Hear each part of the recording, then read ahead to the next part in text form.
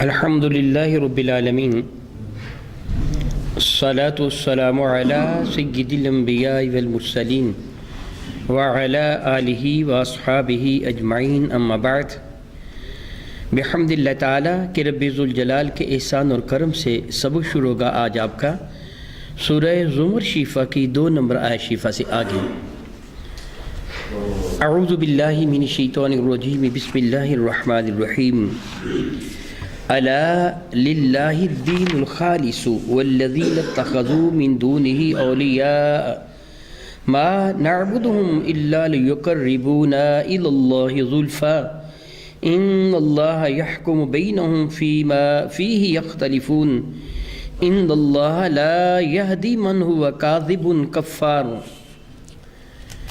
ربی ذوالجلال ارشاد فرماتے ہیں الا للہ الدین الخالص، یاد رکھو سارے کا سارا دین خالص الخالص صرف اور صرف اللہ تعالیٰ جل وعلا کے لیے ہے۔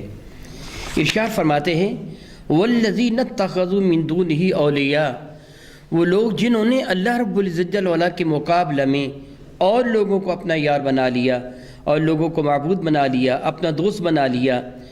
ما نعبدہم، یہاں قالو مقدر ہوگا کہ وہ یہ کہتے ہیں ما نعبدہم الا یقربونا الی اللہ زلفا، ہم ان بتوں کی یا جو بھی معبودان باطلہ ہے ہم ان کی جو عبادت کرتے ہیں یہ صرف اس لیے کرتے ہیں کہ ہمیں یہ اللہ تعالیٰ کے قریب کر دیں گے، ہمیں اللہ تعالیٰ کا قرب میسر آ جائے گا۔ ارشاد فرماتا ہے ان اللہ یحکم بینہم فیما ہم فیہ یختلفون ان اللہ یحکم بینہم، بے شک اللہ رب العزت جل وعلا ان کے درمیان فیصلہ فرما دے گا، یعنی قیامت کے دن۔ فیما ہم فیہ یختلفون، ان تمام تر معاملات میں جن میں یہ اختلاف کیا کرتے تھے، جھگڑا ان کا ہوا کرتا تھا۔ یاد رکھو ان اللہ لا یہدی، بے شک اللہ رب العزت جل وعلا کبھی بھی ہدایت کی دولت عطا نہیں فرماتا۔ من ہوا کاذب کفار، جو جھوٹا ہے نا شکر ہے، رب کائنات جل وعلا اس کو ہدایت کی دولت عطا فرماتا ہی نہیں ہے۔ اللہ اکبر اللہ اکبر اللہ اکبر۔ یقیناً بالیقین ان اللہ یہدی من یشاء الی صراط مستقیم، یہ رب کائنات کی عطا ہے، وہ جس کو چاہتا ہے صراط مستقیم کی ہدایت عطا فرما دیتا ہے۔ متعدد مرتبہ یہ جملہ میں کہہ چکا ہوں، آج پھر کہہ رہا ہوں، یہ جو آج آپ روزانہ سبق پڑھنے کے لیے تشریف لاتے ہیں، سبق پڑھنے کے لیے آتے ہیں، میں پڑھانے کے لیے حاضر ہوتا ہوں، اللہ تعالیٰ کی عزت کی قسم اٹھا کے جملہ کہہ سکتا ہوں، اس میں نہ میرا کمال ہے کہ میں حاضر ہوتا ہوں، نہ آپ کا کمال ہے کہ آپ تشریف لاتے ہیں، بلکہ احسان ہے میرے مولا کا کہ وہ توفیق عطا فرماتا ہے۔ اگر رب کائنات جل وعلا ہمیں نیکی کی توفیق عطا نہ فرمائے، ہمیں کبھی بھی نیکی میسر نہیں آ سکتی۔ اس کے دستے قدرت پہ سب کچھ ہے۔ ہر وہ نماز جس کے بعد نوافل ادا کرنے کی اجازت ہے، جس طرح ظہر کی نماز ہے، مغرب یا عشاء کی نماز ہے، نوافل اس نیت کے ساتھ 2 رکعت ضرور ادا کر لیا کیجئے، اے میرے کریم پروردگار میں تیرا شکر ادا کرتا ہوں کہ تو نے مجھ کو ایمان کی دولت عطا فرمائی ہے۔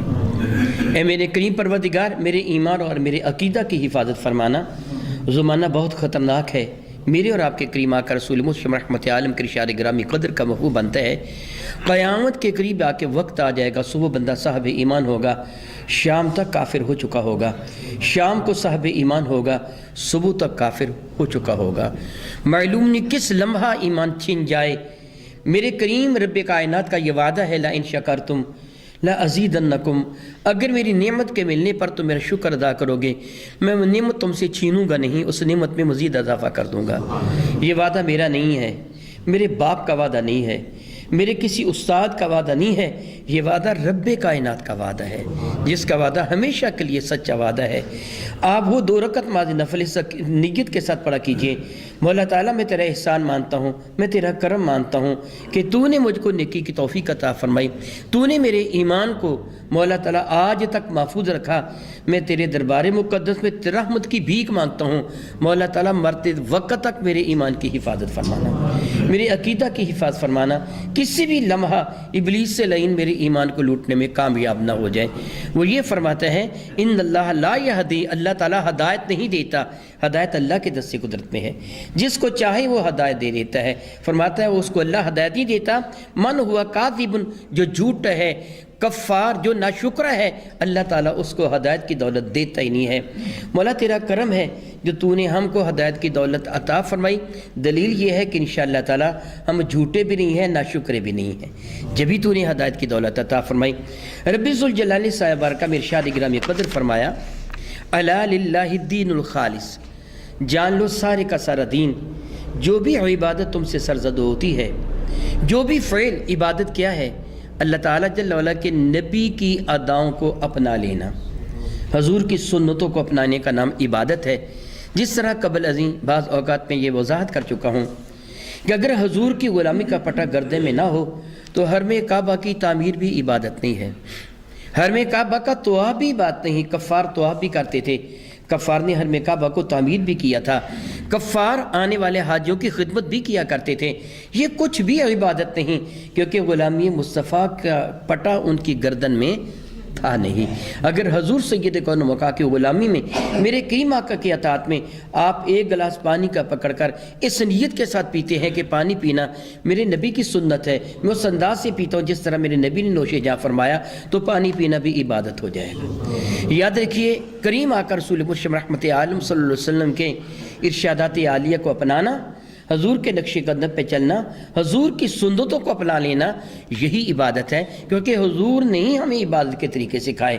نماز پڑھتے ہیں فرض ہے، حج کرتے ہیں فرض ہے، مگر میرے کریم نے کیا فرمایا سلو کما رأیتمونی اصلی، مجھ مصطفیٰ کو دیکھو جیسے جیسے میں کروں تم کرتے چلے جانا، یہی نماز ہوگی۔ حجو کما حججتو، مجھے دیکھو میں کس طرح حج کر رہا ہوں، جو جو فعل میں کروں جب تم اس کو اپناؤ گے تو یہی عبادت ہوگی۔ اگرچہ لفظی معنی عبادت کا انتہا درجے کی عاجزی اور انکساری ہوتا ہے، مگر عرف میں عبادت اس کو کہا جائے گا جو میرے نبی کی اداؤں کو اپنانا ہوگا۔ تو ساری کی ساری عبادت اللہ تعالیٰ جل وعلا کے لیے ہے، عبادت پہ کسی کو بھی شریک کرنا جائز نہیں ہے۔ اگر وہ شرکت معاذ اللہ تعالیٰ سے کافروں کی طرح ہوگی تو شرک جلی ہے، اور اگر اس طرح نہ ہوگی بلکہ ریاکاری ہوگی تو شرک خفی ہے، جس سے عبادت کا ثواب ضائع ہو جانے کا اندیشہ ہے۔ رب کائنات فرماتا ہے والذین اتخذوا من دونہ اولیاء، یہ رب کائنات ان کافروں کے لیے فرماتا ہے جنہوں نے اللہ تعالیٰ کو چھوڑ کر اللہ کے مقابلہ میں، چھوڑا نہ بھی ہو، اللہ تعالیٰ کے مقابلہ میں جنہوں نے بتوں کی پرست شروع کر دی، اور ان کا یہ دعویٰ ہے کہ ہم لات، منات، عزا، اور یہود و نصارہ حضرت عزیر یا حضرت عیسیٰ علیہ السلام کی جو عبادت کرتے تھے، دعویٰ ان کا یہ تھا کہ ہم ان کی عبادت نہیں کرتے، ما نعبدہم الا یقربونا الی اللہ زلفا، ہم ان کی عبادت نہیں کرتے مگر اس لیے کرتے ہیں کہ اگر ہم ان کی عبادت کریں گے تو ہمارا یہ عمل ہمیں ہمارے رب کا قرب عطا فرما دے گا۔ یہ حرام ہے اور کفر ہے ان کی عبادت کرنا، کہ عبادت تو رب کائنات کے سوا کائنات میں کسی کی ہی نہیں جائے گی۔ یہ تو ایک ایسا عمل ہے عبادت کا جو رب کائنات جل وعلا کے ساتھ خاص ہے، یہ رب کائنات کی تخصیص ہے۔ اللہ کے سوا کسی کی عبادت ایک لمحہ کے لیے بھی نہیں کی جائے گی۔ کائنات میں، رب کائنات کی ساری مخلوق میں سب سے بڑھ کر عزت والی ذات میرے نبی کی ذات ہے۔ پوری کائنات میں جو بھی اللہ نے مخلوق پیدا فرمائی ہے، ساری مخلوق میں سب سے زیادہ عزت والی، سب سے زیادہ عظمت والی، سب سے زیادہ علم والی، سب سے زیادہ اختیار والی، سب سے زیادہ وقار والی، سب سے زیادہ عزت و عظمت والی ذات میرے نبی کی ذات ہے۔ لیکن حضور کی بھی عبادت نہیں کی جائے گی، عبادت صرف اللہ کی جائے گی۔ حضور بھی اپنے رب کی عبادت کرتے ہیں باوجود ساری کی ساری شانوں کے، اور میرے نبی کی ساری شانیں رب کائنات کی جانب سے عطا فرمودہ ہیں، اللہ نے عطا کی ہیں، وہ مالک ہے۔ میرے نبی اپنے رب کے محتاج ہیں، میرا اللہ کسی کا محتاج نہیں۔ میرے نبی کی بھی عبادت نہیں کی، عبادت صرف اللہ کی جائے گی۔ ایک تو ان کا یہ جملہ کفر تھا کہ ہم کسی کی عبادت کرتے ہیں، خواہ کسی کی بھی، عیسائی حضرت عیسیٰ کی عبادت کریں گے، یہودی حضرت عزیر کی عبادت حرام، کفر، مطلقاً کفر، کسی کی بھی بات سوائے اللہ تعالیٰ کہ لا الہ الا اللہ، کائنات میں کوئی بھی عبادت کے لائق نہیں سوائے ذات باری تعالیٰ جل مجد الکریم کے۔ اور دوسرا ان کا کفر یہ تھا کہ جو اللہ کے دشمن ہیں وہ ان کو اپنا یار بناتے ہیں۔ میں سادہ سی مثال دے کر سمجھاؤں گا۔ اگر آپ کے دل میں ابو جہل کی محبت ہو، ابو لہب کی محبت ہو، پھر اس کا معنی یہ ہے کہ آپ کے دل میں میرے نبی کی محبت نہیں ہے۔ ابو لہب سے، ابو جہل سے، امیہ بن خلف سے، عاد بن وائل سے، عتبہ، عتیبہ، شیبہ سے، ان سے محبت کرنا کفر ہے۔ صدیق و فاروق، عثمان و علی سے، حسنین کریمہ سے محبت کرنا عین ایمان ہے۔ یہ ان کا دوسرا کفر تھا۔ پہلا یہ کہ اللہ تعالیٰ کے سوا کسی کی عبادت کرنا، خواہ کوئی بھی ہو، ایک یہ کفر، اور دوسرا کفر پر کفر یہ کہ وہ جو اللہ کے دشمن ہیں، جو شیطان کے چیلے ہیں، جو شیطان کے نمائندے ہیں، لات، منات، عزا وغیرہ، ان کی عبادت کرتے تھے اور کہتے تھے ہم ان کی عبادت اس لیے کرتے کہ یہ ہم کو رب کے قریب کر دیں گے۔ کیا شیطان تم کو رب کے قریب کر دے گا؟ کتنی بڑی غلطی ہے، کتنا بڑا جرم ہے کہ کوئی بندہ کہے میں شیطان کس لیے مانتا ہوں کہ یہ میرے رب کے قریب مجھے کر دے گا۔ پرلے درجے کی حماقت اور بے وقوفی ہے۔ اسی بنا پر ہم کفر کو جہالت کہتے ہیں۔ ایک بڑے کافر کا نام ہم نے ابو جہل، جاہلوں کا باپ رکھا ہوا ہے، کہ کفر میں یہی تو جہالت ہے کہ اللہ سے دشمنی کر کے اللہ کا قرب پاؤ گے۔ اللہ کا قرب پانا ہے تو اللہ کے محبوب بندوں سے محبت کرو، پھر تم کو اللہ کا قرب میسر آئے گا۔ پہلا کفر یہ تھا کہ انہوں نے اللہ کے سوا کسی کی عبادت کی، خواہ کسی کی بھی کی۔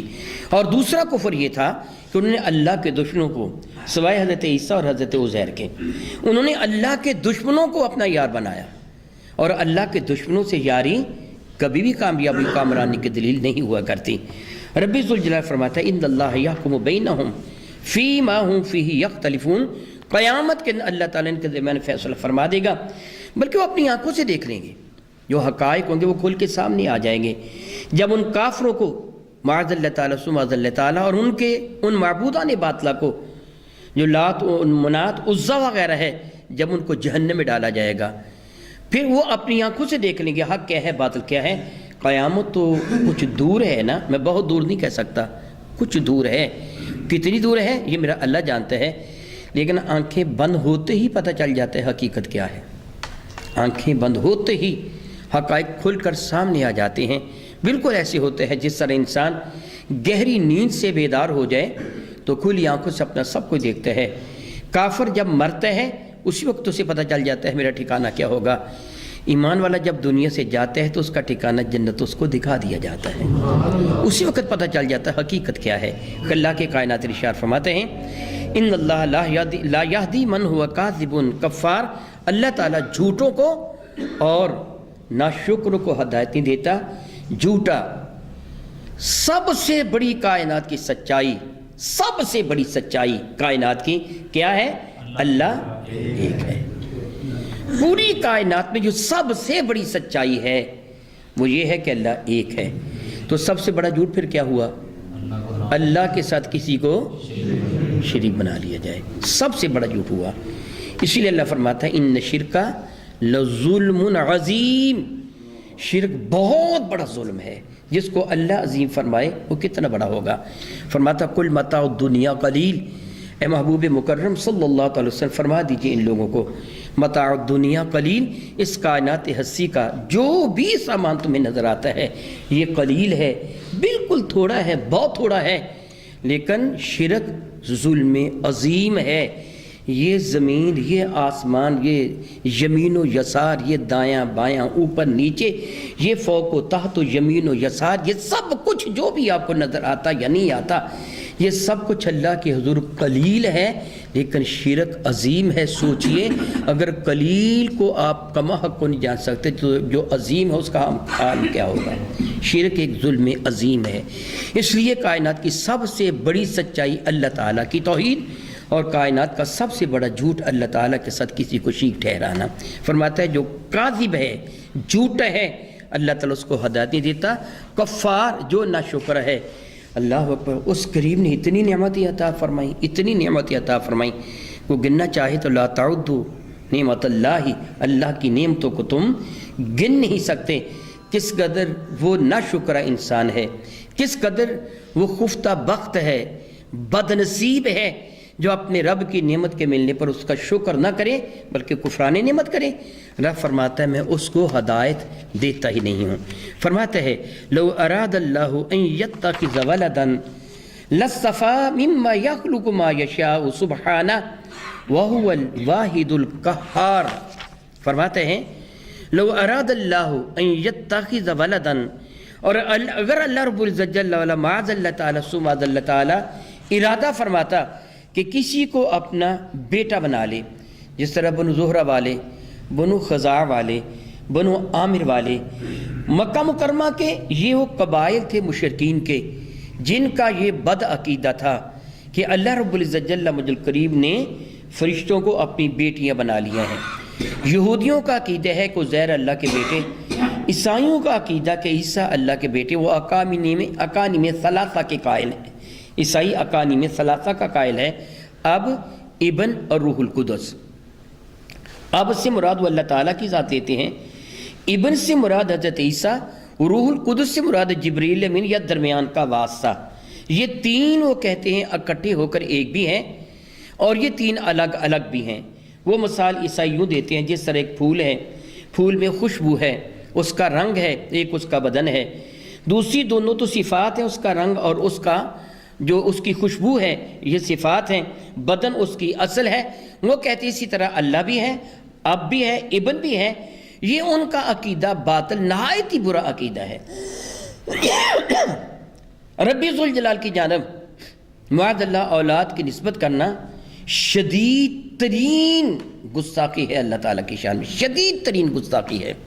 اتنی بڑی گستاخی خود قرآن پاک گواہی دیتا ہے، قریب تھا کہ آسمان ان پہ ٹوٹ پڑتا، زمین ان بدبختوں کو نگل لیتی، لیکن رب کائنات اپنی رحمت کے ساتھ، اپنی شان کریمی کے ساتھ آسمان اور زمین کو روک دیا کہ ان کو نہ نگلتے ہیں، نہ آسمان پہ ٹوٹ پڑتا ہے، تباہ نہیں کرتا ہے۔ زمین بھی اللہ تعالیٰ کی فرما بردار ہے، آسمان بھی اللہ تعالیٰ کا فرما بردار۔ میں اس کی ایک چھوٹی سی مثال دے کے آپ کو سمجھاتا ہوں، سمجھنا آپ کے لیے آسان ہو جائے گا۔ آپ میرے شاگرد ہیں سارے کے سارے الحمدللہ تعالیٰ، آپ میں کچھ میرے مرید بھی ہیں، عقیدت مند بھی ہیں۔ اگر کوئی بندہ مجھے گالی بکے، آپ برداشت کرتے ہیں؟ اونچی آواز میں بتائیں۔ آپ برداشت نہیں کریں گے؟ آپ کیا کریں گے؟ اس کو سزا دینے کی کوشش کریں گے۔ آپ کی کوئی بھی حیثیت نہیں ہے۔ جتنی وفا اللہ سے اللہ کی مخلوق زمین و آسمان کرتے ہیں اتنی کوئی دوسرا وفا نہیں کرتا۔ زمین نے دیکھا کہ میں رب کی شان میں گستاخی کرتے ہیں، زمین نے چاہا کہ میں ان کو نگل جاؤں، تباہ و برباد کر کے رکھ دوں۔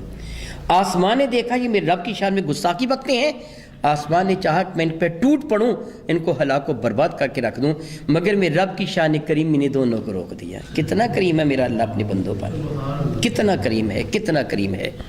یہ گستاخی کتنی بڑی ہے، اس کا اندازہ آپ کو اس بات سے بخوبی ہو جائے گا۔ خاوند کو بیوی سے بیٹا حاصل کرنے کے لیے جو پروسیس ہے، آپ سارے کے سارے اس سے واقف ہیں۔ اللہ کی جانب اولاد کی نسبت کر کے اللہ کی شان میں کتنی بڑی گستاخی بک دی۔ اللہ یعوذ باللہ تعالیٰ ثم اللہ یعوذ باللہ تعالیٰ ایک بدترین جرم اللہ کے کائنات جل وعلا ارشاد فرماتے ہیں، انہوں نے اللہ کی جانب بیٹے کی نسبت کی۔ معاذ اللہ، اگر اللہ تعالیٰ جل وعلا کسی کو بیٹا بنانا چاہتا تو اپنی مخلوق میں سے جس کو چاہتا وہ چن لیتا۔ یہ بات ناممکن ہے، اس لیے کہ ربی کی فرماتے ہیں لَصَّفَى مِمَّا يَخْلُقُ مَا يَشَاءُ، وہ چن لیتا اپنی مخلوق میں سے جس کو چاہتا، حالانکہ سبحانہ، اس کی ذات تو سبحان ہے اس بات سے، اس کی بات اس بات سے سبحان ہے کہ اس کی جانب کسی ایسی چیز کی نسبت کی جائے، اس کی ذات بہت ہی عرف اور اعلیٰ ہے۔ عام طور پر ہم سبحان کا ترجمہ پاک، منزہ، مبرہ ایسے ترجمے کرتے ہیں، بے عیب۔ حقیقت میں یہ سبحان کا کمحق مفہوم ادا نہیں ہوتا۔ اردو کا دامن تنگ ہے، یہ عربی کے ان الفاظ مقدسہ کا کمحق مفہوم بیان کرنے سے خود عاجز ہے۔ محض پاک سبحان کا معنی نہیں ہوتا، عربی میں پاک کے لیے طیب اور طاہر کے الفاظ استعمال کیے جاتے ہیں۔ سبحان وہ ذات کہ جس میں نہ کمی ہو نہ اضافہ ہو۔ میں اس کی چھوٹی سی مثال دے کے سمجھاتا ہوں۔ میں پیدا ہوا، پھر میں بڑا ہوا، آہستہ آہستہ آہستہ آہستہ بڑھتا میں چلا گیا، یہ میرے اندر تغیر آتا چلا گیا۔ پہلے میں کم تھا، پھر زیادہ ہوا، اور پھر جوان ہونے کے بعد پھر میں کم ہونا شروع ہو گیا، بوڑھا ہونا شروع ہو گیا۔ سبحان وہ ذات ہے جس میں کمی بیشی کا تصور ہی نہ ہو۔ پھر میرے اندر سوچ ہے، کبھی مثبت ہوتی ہے کبھی منفی ہوتی ہے، یہ میرا عیب ہے۔ سبحان وہ ذات ہے جس میں عیب ہوتا ہی نہیں ہے۔ مجھے نیند آتی ہے، مجھے اونگ آتی ہے، مجھے دکھ ہوتا ہے، مجھے درد ہوتا ہے، مجھے پریشانی ہوتی ہے، مجھے تکلیف ہوتی ہے، کبھی کبھی میں پریشان ہو جاتا ہوں، یہ ساری چیزیں میرے عیب ہیں۔ سبحان وہ ذات ہے جس میں کوئی عیب ہو ہی نہیں، جس سے نہ نیند آئے، جس سے نہ اونگ آئے، جس میں نہ کمی ہو نہ بیشی ہو۔ کمی اس میں ہوتی ہے جس میں نقص ہوتا ہے، اضافہ اس میں ہوتا ہے جس میں کمی ہوتی ہے، اس میں نہ کمی ہوتی ہے نہ بیشی ہوتی ہے، نہ تغیر آتا ہے نہ تبدل آتا ہے۔ جس ذات بابرکات کو انسان احاطہ عقل میں حواس خمسہ کے ذریعے نہیں لا سکتا، وہ ذات بابرکات سبحان کہلواتی ہے۔ مجھ سے میری اولاد پیدا ہوئی، میرے جسم کا جز ہے۔ سبحان وہ ہے جو جز اور مرکب ایسے الفاظ سے پاک اور منزہ ہے۔ میرے نبی بے عیب ہیں، پاک ہیں، لیکن سبحان وہ بھی نہیں ہے۔ میں نے وہ ساری ایوب کی نسبت اپنی طرف کی ہے کہ مجھے نیند آتی ہے، مجھے پخانہ آتا ہے، پیشاب آتا ہے، تھوک آتا ہے، نزلہ ہوتا ہے، کھانسی ہوتی ہے، بیمار ہو جاتا ہوں، الجھن ہوتی ہے، تکلیف ہوتی ہے۔ میں نے اپنے نبی کی جانب ان کی نسبت نہیں کی، میں نے اپنی جانب نسبت کی ہے تاکہ میں آپ کو سمجھا سکوں۔ سبحان وہ ذات ہے جو ان ساری چیزوں سے پاک ہو، تاکہ میرے نبی بھی سبحان نہیں ہے، میرا اللہ سبحان ہے۔ فرماتا سبحانہ وہ ذات سبحان ہے، هو اللہ الواحد القہار۔ اب یہ اس کی شرح ایک اعتبار سے سمجھیے، وہ اللہ واحد ہے، قہار زبردست قوتوں والا ہے، واحد ہے۔ یہ سبحان کی آگے تھوڑی سی تشریح کی گئی ہے اس حوالہ سے کہ اللہ کا کوئی بیٹا نہیں ہے۔ بیٹا باپ کے جسم کا جز ہوتا ہے، اولاد بیٹا ہو یا بیٹی ہو وہ والدین کے جسم کا جز ہوتی ہیں، ایکس اور وائی کے اعتبار سے، سپرم اور اوم کے اعتبار سے، جینز کے اعتبار سے۔ یہی سبب ہے کہ جو آنے والی نسل ہوتی ہے اس میں سابقہ نسل کی کچھ خصوصیات پائی جاتی ہیں۔ انسان کا بیٹا انسان ہوتا ہے، جانور کا بیٹا جانور ہوتا ہے۔ بیٹا اپنے دودھیال، اپنے ننہال کی کچھ نہ کچھ خصوصیت لے کے آتا ہے۔ شکل ماں باپ سے ملتی جلتی ہے، سبب یہ ہے کہ یہ ماں کا اور باپ کا جز ہے۔ اگر مجھے اللہ نے ایک بیٹا عطا فرمائے تو وہ میرا جز، اب میرا جز مجھ سے جدا ہوا وہ میرا بیٹا بنا، میرا جز مجھ سے جدا ہوا وہ میری بیٹی ہوئی۔ اللہ واحد ہے، ان چیزوں سے پاک اور منزہ ہے۔ اللہ واحد ہے، فرماتا ہے وہ اللہ الواحد، وہ واحد ہے، اس کے اجزاء نہیں ہو سکتے، میرے اجزاء ہیں۔ اور پھر میں مرکب ہوں اجزائے ترکیبی سے۔ کوئی سوال کرے یہ کیا ہے، آپ کہیں گے محمد سعید الحسن کی آنکھیں۔ پوچھے یہ کیا ہے، محمد سعید الحسن کا ناک۔ یہ کیا ہے، محمد سعید الحسن کے کان۔ یہ کیا ہے، محمد سعید الحسن کے ہاتھ۔ پھر سعید الحسن کیا ہے؟ جب یہ سارے کا سارا مرکب ایک ترکیب کے ساتھ مارز وجود میں آیا تو وہ محمد سعید الحسن بنا۔ تنہا ہاتھ محمد سعید الحسن نہیں ہے، رب ان چیزوں سے پاک اور منزہ ہے، اس کی ذات سبحان ہے۔ اللہ نہ کرے میرے ہاتھ، بلکہ یہ میں بالوں کی مثال دوں گا، میرے یہ بال، میرے سر کے بال اگر یہ کٹے پڑے ہوں سر کے بال تو آپ ان کو محمد سعید الحسن نہیں کہیں گے، محمد سعید الحسن کے بال کہیں گے۔ میرے ناخن کٹے ہوں، دیجے پڑے ہوں تو آپ کہیں گے محمد سعید الحسن کے ناخن ہیں۔ خدا نخواستہ جزو میرا کوئی عضو کٹ جائے، اللہ نہ کریں، آپ کہیں گے یہ اس کا عضو ہے، پھر محمد سعید الحسن کیا ہے؟ یہ ساری چیزیں جب ایک ترکیب کے ساتھ مارز وجود میں آئیں تو وہ محمد سعید الحسن بنا۔ یہ میں مرکب ہوں با چیزوں کا، وہ ساری چیزیں آپ سارے جانتے ہیں انسان کے جسم میں کیا کچھ ہوتا ہے۔ اللہ تعالیٰ ان چیزوں سے پاک اور منزہ ہے، وہ واحد ہے اور قہار زبردست قوتوں والا ہے۔ میں عاجز ہوں۔ خاوند بیٹا حاصل کرنے کے لیے بیوی کے سامنے عاجز ہوتا ہے، بیوی خاوند کے سامنے عاجز ہوتی ہے، دونوں ایک دوسرے کے محتاج ہوتے ہیں۔ جب تک یہ محتاجی دور نہیں ہوتی دونوں ایک دوسرے کے محتاج ہیں۔ اس محتاجی کے نتیجہ میں اللہ تعالیٰ اولاد عطا فرماتا ہے۔ میرا اللہ محتاج نہیں، وہ واحد القہار ہے۔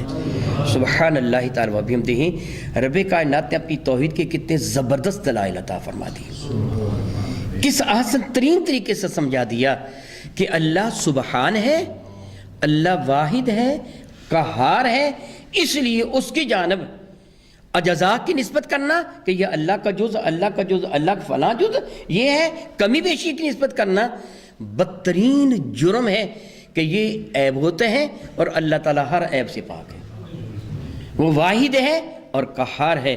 سبحان اللہ تعالی و بحمدہ، او کما قال اللہ تبارک و تعالی، واللہ تعالی اعلم باسرار کتابہ.